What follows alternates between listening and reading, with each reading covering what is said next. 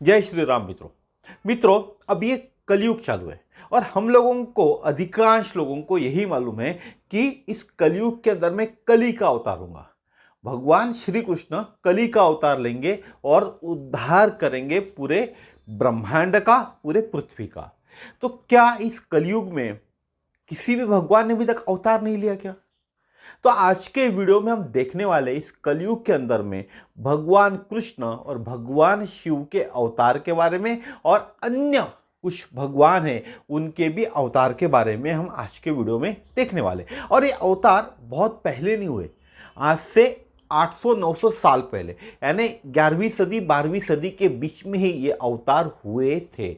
मेरे ख्याल से अधिकांश लोगों को ये मालूम नहीं होगा और इसका सबूत क्या है, कहाँ ये उल्लेख मिलेगा, यह भी मैं आपको आज के वीडियो में बताऊंगा। तो देर नहीं करते, बढ़ते वीडियो की तरफ। मित्रों, हम में से अधिकांश लोग यही सोचते कि कलयुग में कृष्ण का अवतार होगा और वह भी कली का अवतार होगा। इसके पहले कोई अवतार ही नहीं होगा, क्योंकि कलयुग चालू है। कलयुग के अंदर में हमें भगवान दर्शन नहीं दे सकते, जब अवतार होगा तो ही हमें दर्शन मिलेंगे। लेकिन हकीकत यह है कि कृष्ण, महादेव और नौ नारायण, नारायण के 9 रूप, इनके अलावा कुछ ऋषि और मुनियों ने कलयुग के शुरुआत में ही अवतार लिया था।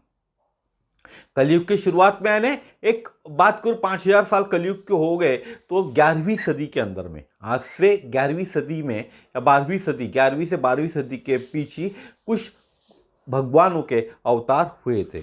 जब कलयुग का आरंभ हुआ था, इसकी कथा क्या है बताता हूं आपको, इसका उल्लेख भी बताऊंगा कहां हुआ है।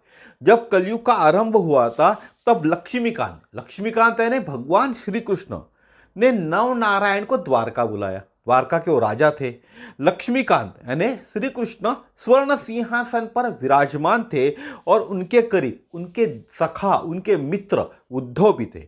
इसी बीच नौ नारायण कौन थे? कवि, हरि, अंतरिक्ष, प्रबुद्धि, पिपलायन, अविरहोत्र या एरहोत्र जिनको बोलते, चमस, द्रुमिल यानी ध्रुवामीन और करभाज, ऐसे 9 नारायण वहां प्रकट हो गए।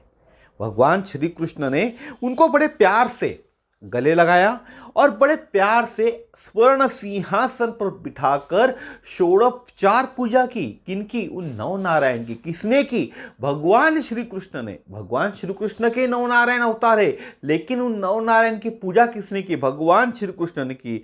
यह देखकर 9 नारायण हरि से पूछते, क्या आदेश है प्रभु?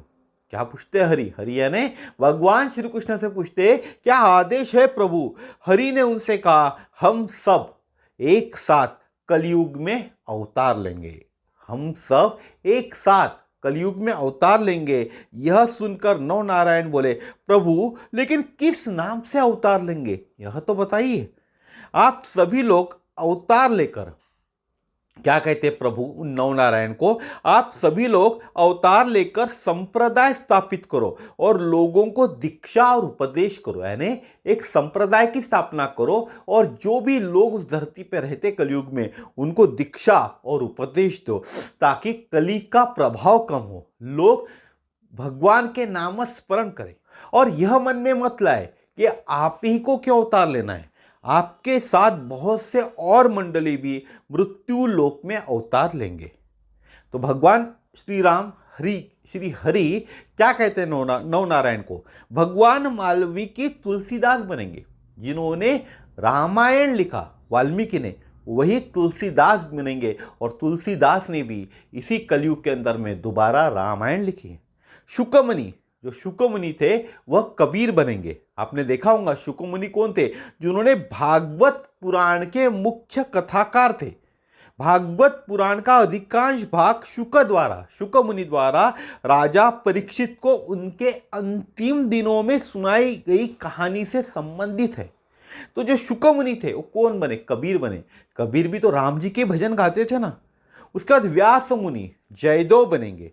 जयदेव जिन्होंने गीत गोविंद और रति मंजरी की रचना की थी। गीत गोविंद बहुत अच्छा ग्रंथ है। भगवान श्री कृष्ण और गोपिका के बीच जो रास लीलाएं होती थी उसके बारे में लिखा हुआ है। बहुत सुंदर ग्रंथ है गीत गोविंद, आपको पढ़ना चाहिए। जो लोग अनाप शनाप बोलते हैं ना कृष्ण और गोपिका बारे में, उनका भ्रम वहाँ दूर हो जाएगा। उसके बाद उद्धव जो सखा थे, जो उद्धव कृष्ण के मित्र और परामर्शदाता थे, कृष्ण के मित्र थे द्वापर के अंदर में, और वो क्या बनेंगे, नामदेव महाराज बनेंगे, जिनका जन्म महाराष्ट्र में एक संत के रूप में हुआ। फिर जाम्बुवंत को भी आप जानते होंगे, रामायण में सुना होगा आपने, और नरहरि बनेंगे। नरहरि कौन थे, गोस्वामी तुलसीदास के गुरु, उन्हीं का नाम नरहरिदास था। उसके बाद बलराम, भगवान श्री कृष्ण के भाई बलराम पुंडलिक बनेंगे।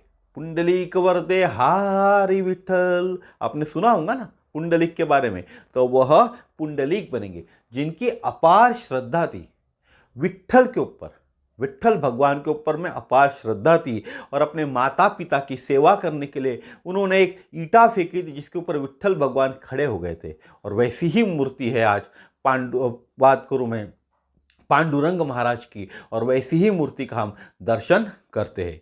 और भगवान श्री कृष्ण क्या बनेंगे, खुद ज्ञानेश्वर बने। जो ज्ञानेश्वर का अवतार हुआ था महाराष्ट्र के अंदर में, ज्ञानेश्वर महाराज, वह कौन थे, वह खुद भगवान श्री कृष्ण थे।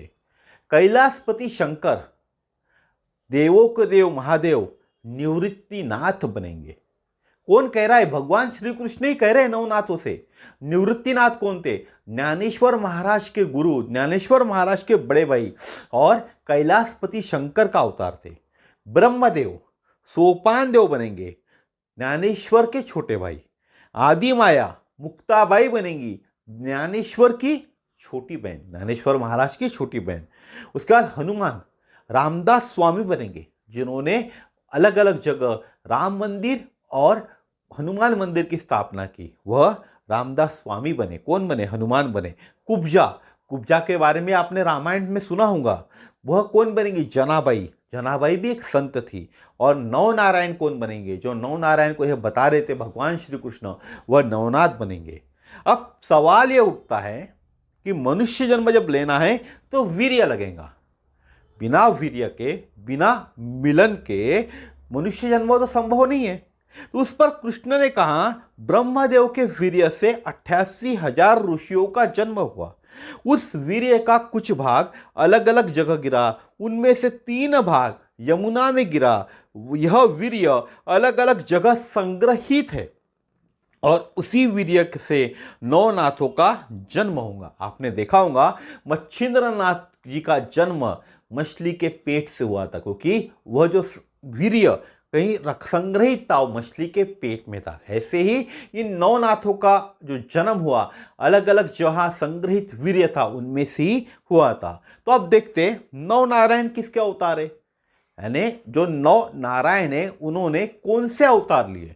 तो नव नारायण में से कवि जो नारायण थे उन्होंने मच्छिंद्रनाथ, हरि नारायण ने गोरक्षनाथ, अंतरिक्ष नारायण ने जालिंदरनाथ, प्रबुद्ध नारायण ने कानिफनाथ, पिपलायन नारायण ने चरपटनाथ, अविरहोत्र नारायण ने वटसिद्धि नागनाथ, और दुमरिल नारायण ने भर्तरीनाथ, चमासना नारायण ने रेवणनाथ, और कर भजन नारायण ने गहिनीनाथ करके इस धरती पे जन्म लिया था।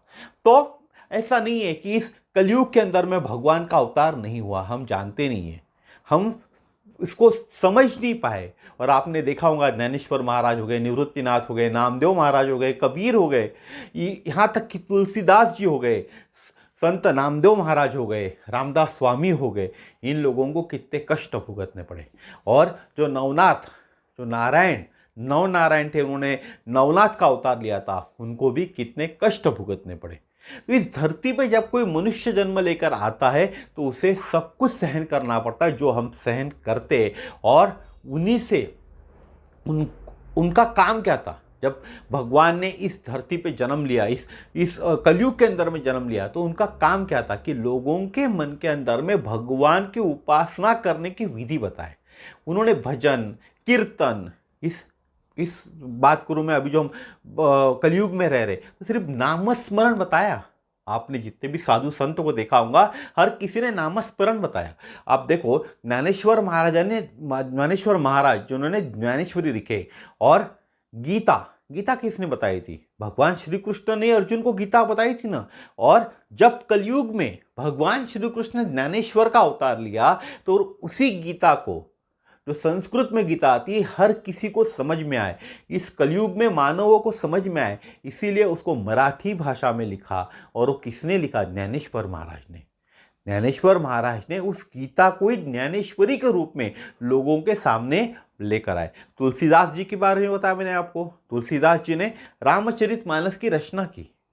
रामचरितमानस की रचना की। वाल्मीकि ऋषि थे, उन्होंने रामायण की रचना की थी, उन्हीं का तो अवतार था और उन्हीं ने रामचरितमानस की रचना की। तो इस तरह से आप जब एक एक कड़ी जोड़ते जाओगे ना तो आपको समझ में आएगा। इसीलिए मैं कहता हूँ, कभी भी आपको अगर ज़िंदगी में मौका मिले ना तो पांडुरंग के दर्शन जरूर कीजिए। वहाँ जाने के बाद ज्ञानदेव महाराज, सोपान महाराज, नामदेव महाराज, इन लोगों की सबकी समाधि है। मुक्ताबाई, इन सब की समाधि है, उनके भी दर्शन कीजिए। मुक्ताबाई कौन थी? मुक्ताबाई तो महामाया थी, आदि माँ थी, उन्हीं का तो अवतार था मुक्ताबाई।